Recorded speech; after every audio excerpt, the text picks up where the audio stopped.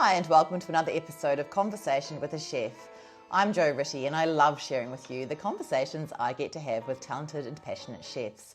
It's the backstory, if you will, to the food they're putting up. I begin today by acknowledging the Wurundjeri people of the Kulin Nation, traditional custodians of the unceded land where this conversation takes place, and I pay my respects to their elders past, present and emerging. Moondrop has only just opened, but it already knows exactly who it is. A Shanghai 1920s fever dream on Gertrude Street, all low-light, Mahjong tiles and jazz-era swagger. It's the kind of bar that looks effortless. Of course, it isn't. When a venue with a big past goes dark, it leaves behind more than a fitted-out bar. It leaves pressure. The easy move is to inherit the room and keep moving. The team of chef Jacob Muoio, Steve Chan and Jesse Kourmouzis, all from Steve's Carlton North Cafe and Wine Bar Sleepy's, chose the harder option with the space that was previously the Everleigh. They chose to strip it back, repaint the mood and refuse to wear someone else's suit. That's where this conversation starts, before moving quickly into the good stuff. Cocktails built on fabulous puns and excellent balance, food designed to keep you drinking happily past midnight, and a working philosophy that favours calm, curiosity and not being a dick. Jacob talks about learning Chinese ingredients in real time, juggling sleepies and Moondrop, and raising a young family alongside opening a new bar. Hi Jacob, thank you for your time today.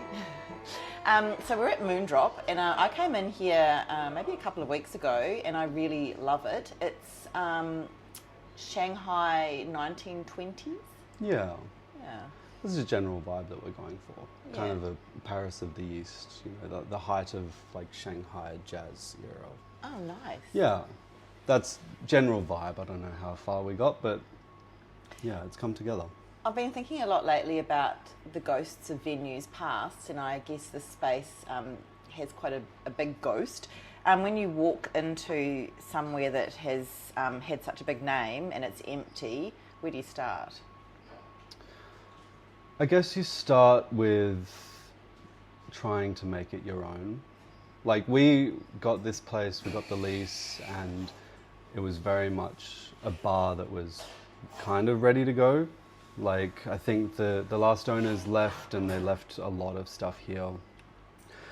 All of the furniture and like paintings and everything on the walls. So it's like we could have opened up and just swung the doors open and started slinging alcohol, but we didn't really want to be stepping into someone else's suit, you know. So just making it our own, changing the bar over and changing the decor and changing the colours and that sort of thing. Yeah.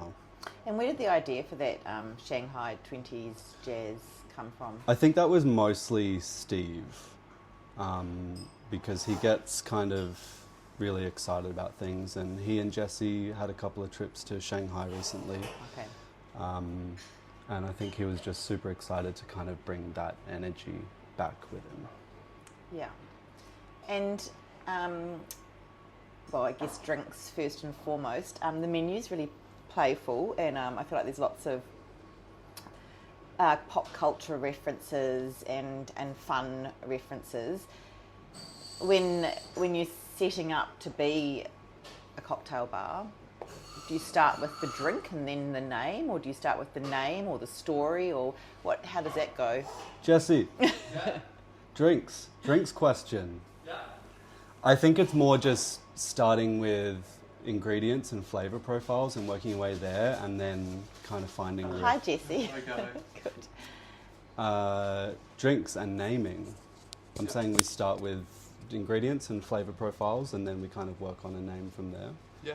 Yeah, because they're all really fun. Like, they're fun names. So honestly, like, a lot of it comes, like, inspiration comes from anywhere. Like the Szechuan slipper, Jacob. Yeah, the Szechuan slipper was name first, and we kind of worked backwards from there. Oh, okay. Yeah, so sometimes the name helps build the other ingredients. Like with that one, obviously, we wanted Szechuan, we wanted hot sauce, slipper, Japanese slipper, classic Melbourne drink. That sort of fell very easy into the name. The Chan Haddon, for example, that was also named first. That was also. I just thought it would be funny. We love whiskey and Manhattans, and we're like, Steve Chan Haddon, cool. We played around with it a bit at Sleepy's, trying to work coffee into something that Steve might enjoy, but is also whiskey based because he's famously not the biggest fan of whiskey. Yeah. And we also have an excess of coffee. Otherwise, yeah, ingredients and play into there, and you build from like an ingredient and a flavor affinity, and then the name. The name is usually the hardest thing for me. Jacob is a man of many talents. I love puns. I love a good pun. if I can think of a good pun, and I'll just like throw it at Jesse from across the room, and he'll make a drink out of it. It's the best way to go. Same as like the me and Ube. You know, I feel like some of your punniness fell off onto me, and using Ube, I was like looking up just me, like you and me, no, that doesn't work. Ube, there's something there, and then that's how that came around. I think that's the benefit of having a 2-year-old, is I can use all of the worst dad jokes and puns and kind of work it into something interesting. And that's, yeah. The more the menu goes on, the more dad jokes that somehow will make the menu. Yeah, let's make it real weird. Yeah. I guess once you get on that wavelength, then you are. It's everywhere. The puns are everywhere. It brings a bit of fun back to it as well. You know, a lot of bars are going for that. Very minimalist. Very just like, this is an ingredient and the whole drink's based off this. Yeah. Like a one-word name, and we want it to be that smart casual where you can come in, you can have a laugh, you can still dress up to the nines and enjoy like a celebratory experience, but you know, we're all human, we're all down to earth, and we just want to bring a bit of our personality to each other. Awesome. Thank you. And then talking food. Yeah. That's your domain. Yeah. So where did you start with that? Well, I started Sleepy's like a year ago, and it was very much my first foray into Chinese or Chinese Australian food. Which is really good for me because I get really excited about ingredients and doing different things. I get bored very quickly, so it's always good to read about different foods and different ingredients and try to work with that. We have a very small menu here, so we kind of have to keep it tight and nice and interesting. But yeah, like some of the stuff is just stuff that I really loved and wanted to work in somewhere. We have pork and chrysanthemum dumplings on, and it's not really something that like white people like us would eat a lot, chrysanthemums. It's something that you find in your garden and you see when you're out on your walks, and I actually really like that flavor in the dumpling. It's something that Steve does occasionally, where we stir fry or we wok toss chrysanthemum, we fold through rice cakes, and it's like a super simple stir fry, and it's just super delicious and aromatic, and yeah, I just get really excited about ingredients and trying something different, and also forcing someone else to try something different, which is always fun. And do you are you thinking about how they'll match with the drinks, or does everything go with everything? I think most things go with everything. I'm trying not to do anything that will clash, because you don't want to have like extreme flavors. The whole point is that people can come here at like midnight and have a bunch of drinks and have some dumplings and enjoy themselves and not feel like, what have I done? You know, what have I eaten? Why did that not go with this particular drink? That sort of thing. Yeah, yeah.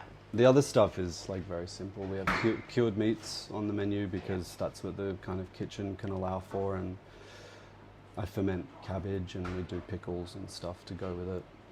But yeah, I try not to make anything too harsh on the palate. Yeah. And so when you were learning about Chinese food for that first time, how do you learn new things as a chef? Are you reading books? Are you watching things online? I guess Steve's a good source of home cooking knowledge. Steve is good because he was basically in charge of nights for 6 months when I was at Sleepy's. So I did the daytime and I got the day menu together, and we kind of worked together there. And there was a lot of dishes that he wanted to do that he might not really have the experience to be able to execute it the way that he wants to, which is where I kind of came in and helped him get things together, which helped me to learn about the ingredients and the techniques, and it helped him to learn about execution and plating and that sort of thing. So we worked really well together. And then I took over night's menu, and I do a lot of reading. The internet is amazing for that sort of thing.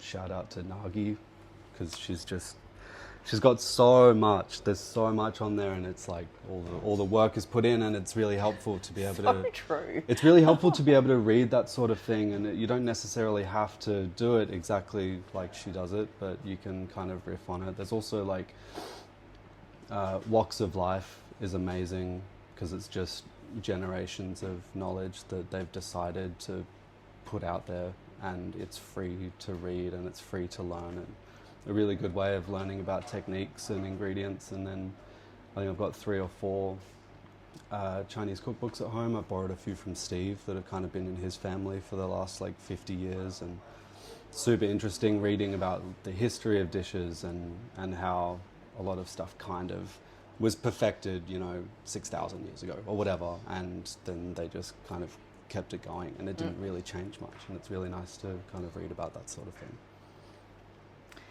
So then, are you a note taker, or do you absorb all of that and then give it a go and adapt from there? I take occasional notes. I more have a tendency to take notes and write them on paper and then lose them and then come back to the idea later and have to research everything. Otherwise, I'll find something that I want to do, and I'll get ridiculously carried away with it. And I'll work on that obsessively for days, weeks, or months until it's like perfect. And then I'll get bored and I'll take it off the menu. So because of that boredom, will the menu change quite often? I'd like to. Yeah. Yeah, especially here. Like, we already had to change it once since the soft open, just because we didn't really know how food service was going to work here, because the kitchen is ridiculously small and ill-equipped. The menu at Sleepy's I change. I do a monthly menu, so I change little bits here and there every month, but I also do small changes every couple of weeks to keep myself interested and to keep customers interested in coming back. So you're going between the two at the moment? Yeah, I'm still full-time at Sleepy's. So I do 5 days there. We're open for 4 nights a week. So I do full-time there, and I prep food for here.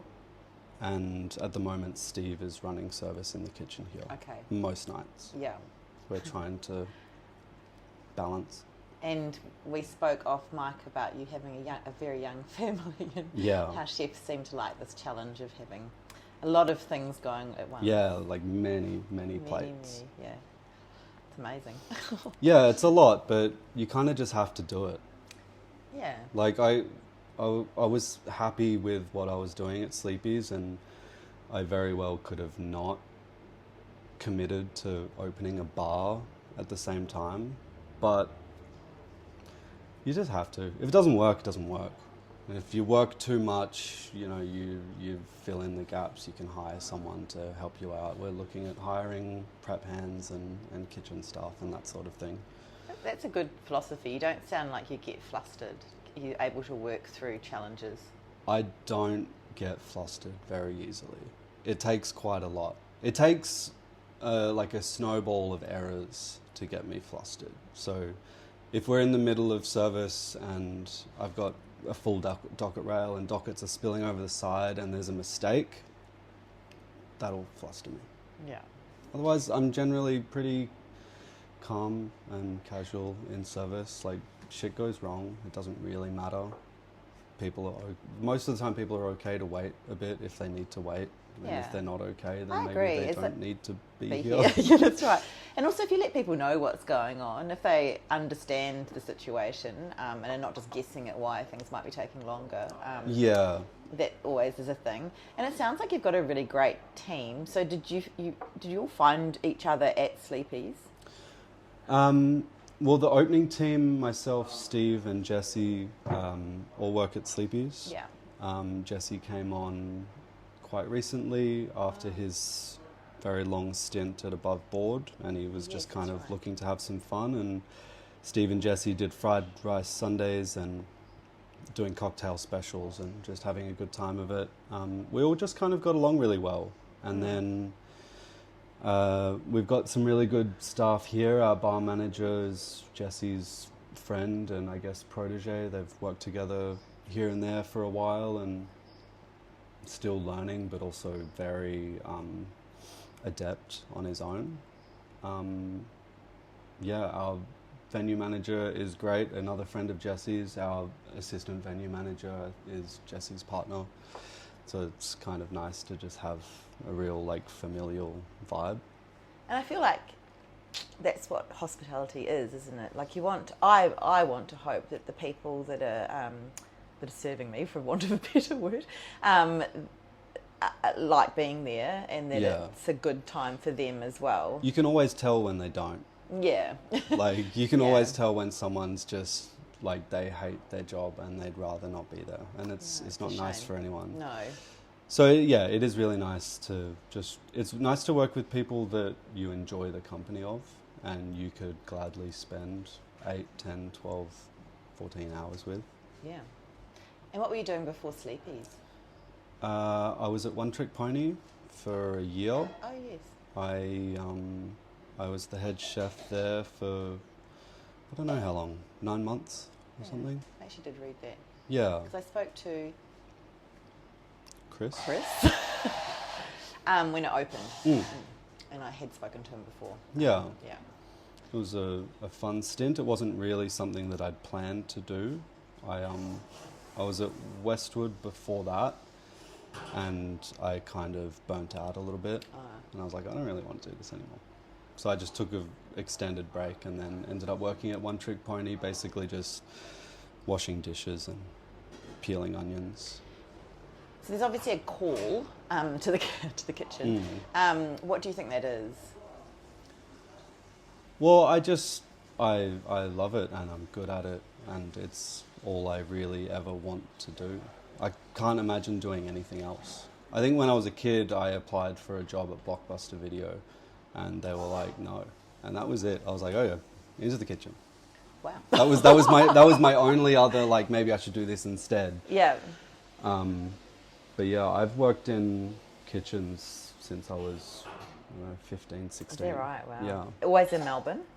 No, I'm from Perth. Oh, you're from Perth. Okay. Yeah. I did work placement when I was at school, where I did baking for a few weeks, which is like waking up at 1 a.m. and going to work at 2 and working until like 10 in the morning, which I just loved, even though you can't sleep during the day, so everything kind of gets a bit fucked up. And then I was just a kitchen hand and a dishie for a while until I got an apprenticeship. And then I moved to Melbourne after I finished my apprenticeship and worked in a restaurant. It was my first restaurant, and it was a lot. From a demanding hierarchy point of view, or? Well, it was something that I hadn't experienced and definitely terrified me.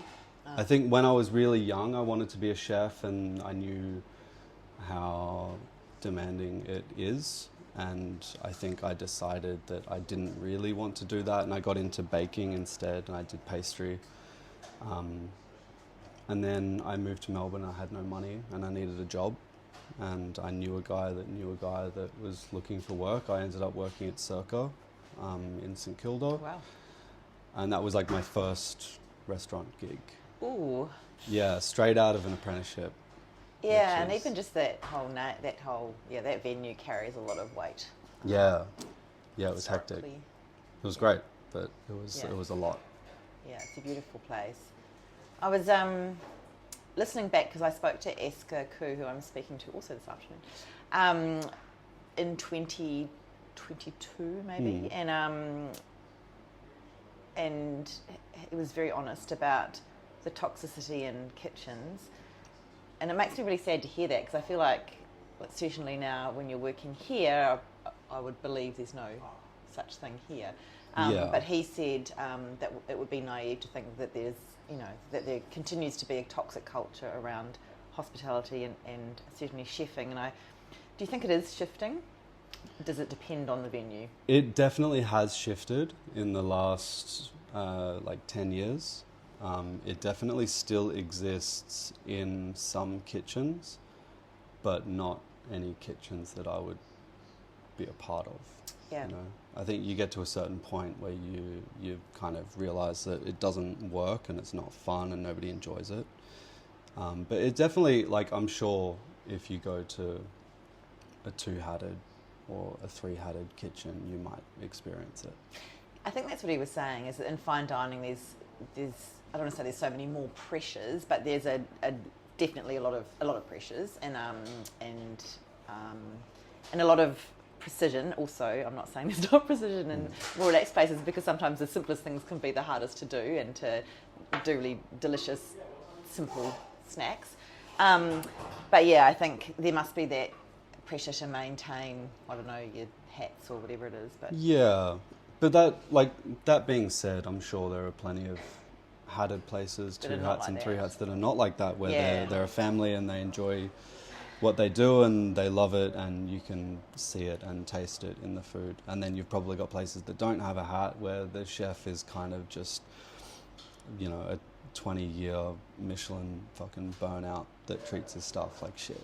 Yeah, I guess it's about breaking the cycle, and as you say, not getting flustered. If people could all learn from you and realise that it's not. I mean, it's just food at the end of the day, and things can be fixed. Yeah.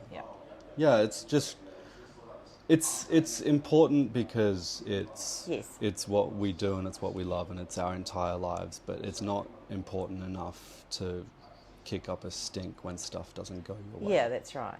I'm lucky enough to have people in the kitchen at Sleepy's that are young and chill, and they have fun, and we get along, and it's great.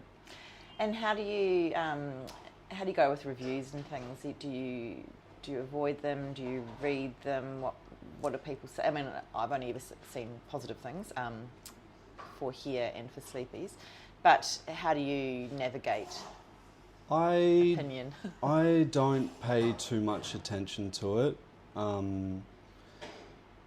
I feel like every place I've worked, we've had our locals and our regulars, and they come in every day. We have people that come into Sleepy's every day, even if it's 35 degrees, and they order a hot bowl of congee, and they order pork belly, and they get their Chinese broccoli on the side, and they love it, and they come back day after day after day. And if someone comes in and they have that same dish and they don't like it, and they leave a review and they're like, 2 stars, this wasn't for me, I don't give a shit. No. Don't come back. That's fine. You don't have to enjoy everything. No, because you know that it is good, and and many people love it. That's fine. That's the problem, I think, isn't it, with reviewing? It's so subjective, and people come with different baggage or different experiences behind them as well. Even professional reviews, it's someone they get paid to go to restaurants and eat and taste the food and test the atmosphere and then write about it, and it's not always what you want to hear or what other people think. It's definitely someone's opinion. And that opinion is also formed by other restaurants that they've been to and other food that they've tried, so it's not really based on a particular criteria. It's just, I didn't have it this way when I went somewhere that I loved, therefore it is less than that place. I believe it's a model that should change, this top-down, as you say, that kind of critique. I really appreciated what Danny Valent was doing. I don't know if she still does it, but she goes to a place and she eats it and she recommends it. That's the end of the article. Yeah, that's right. Or she doesn't recommend it and she doesn't write about it. She's had places she's gone to where that's the model, I reckon. She didn't have a good experience, and she's been open about, I went to a place, I didn't have a good experience, I'm not going to write about it. The people that were at the place that she went to know that she's talking about them, and they can work on that themselves. But it's not an open thing where everyone sees that she had a shit experience at this restaurant. Yeah, well, Danny Valent is the, for me, is the standard. I mean, she's an icon. Yeah. She's such an excellent journalist. Yeah. Yeah. So you've been open 2, 3? Officially 2 weeks. Wow. I think. How's it going? It is going well. We encountered every issue that you will encounter with a new venue. The fans don't really do much. They look good, but they don't really move any air around. The air conditioner in the bar is dead, and we have a technician on their way to fix it. It's nice in here. It's nice in here, yeah. We've got a little air conditioning unit on the wall, so we'll just huddle everyone into here. That's right. Step in here. We had Cool down. We had the walk-in freezer go down on the soft open, like almost immediately.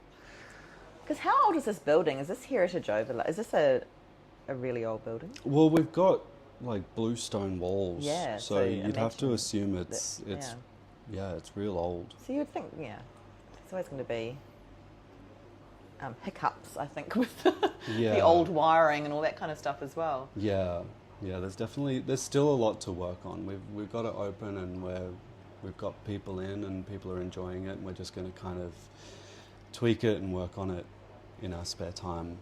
When I came in, I set up at this high bar on the wall, and the lamp was so beautiful, and my drink was so beautiful, and like the Mahjong kind of tiles so beautiful. And I think I took one of my best photos ever, and obviously put it on an Instagram story.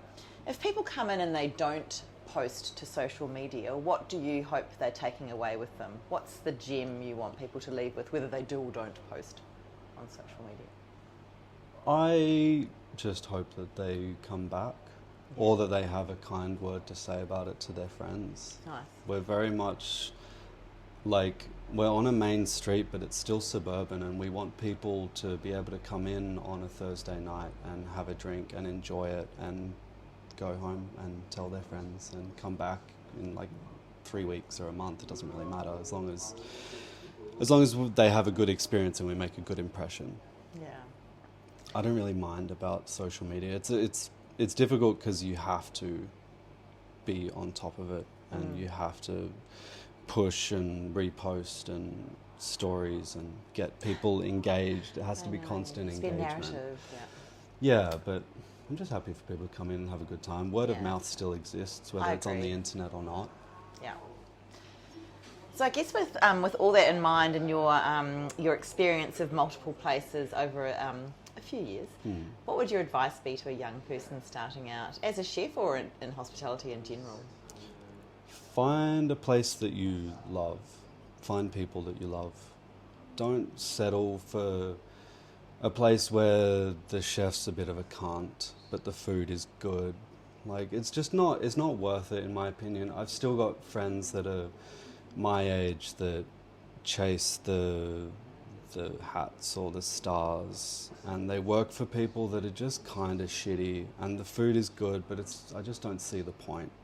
Especially if you're a young chef, like, you can make a name for yourself. You can even go to a small place where they don't really do the kind of food that you want to, and maybe you can change it and put your own dishes on and make a name for yourself and for the business. I just think you need to enjoy it. Like, I've got chefs that work with me at Sleepy's, and they have fun, and I hope they never leave. But they probably will, but yeah. Otherwise, what's the point? If you're not having fun, what's the point? It's like when you do pop-ups. If you don't do a pop-up to like make money, you do a pop-up to have fun. Yeah. You make some food that you enjoy. You hope other people enjoy it. It's all that really matters. Perfect. Thank you. Pleasure. Thank you so much for listening to this episode of Conversation with a Chef with Jacob Muoio at Moondrop on Gertrude Street. You can check out all the goodness on Instagram at Moondrop Bar, or one word, or better still, get along to Fitzroy and experience it for yourself. If you'd like to hear more stories from other chefs, you can find out when I post on Instagram at Conversation with a Chef. You can read this chat online at www.conversationwithachef.com, and of course you can follow me on Apple and Spotify podcasts. I'm also on Audible, which seems amazing to me. I would absolutely love it if you told a friend about my chats. It's still the best way to get these delicious stories out into the world. Once again, thanks so much for listening. Have a great day and bon appétit.